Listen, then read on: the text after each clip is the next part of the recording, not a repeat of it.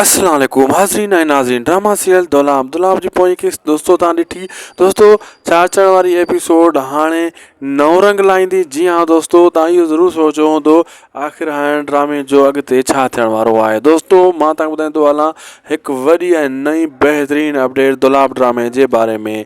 दुलाब ड्रामे जेका हाणे किस्त ईंदा दोस्तों, इन में तव्हां यादि करे छॾियो मुंहिंजी इहा ॻाल्हि त मंसूर खान जंहिं छोकिरी सां प्यारु कंदो आहे कोन सां, इहा इन्ही खे हाणे मिलंदी, उन जो रस्तो खुली चुको आहे। जी हाँ दोस्तों, उन जो रस्तो खुली चुको आहे ऐं जंहिंजे करे मंसूर खान वटि फिरी गिरी आहे छोकिरी पुॼंदी ऐं मंसूर खान उन सां पंहिंजो वाइदो बि निभाईंदो, जेको न वाइदो हुन कयो बि हुयो।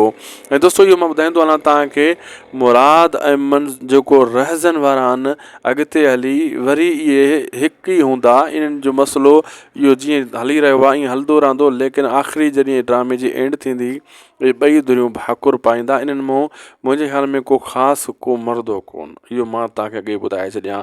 कुझु नवां एक्टर इन में एड थियण वारा आहिनि ऐं ॿिया जेका नवां किरदार उहे तमामु जल्द ज़ाहिर थींदा ऐं हाणे किस्तां जेको अचनि थियूं इन्हनि में ज़ाहिर थींदा टें स्पेल में, ऐं उहे बि बहितरीनु जेको आहे न किरदार हूंदा ऐं ज़बरदस्त किरदार हूंदा।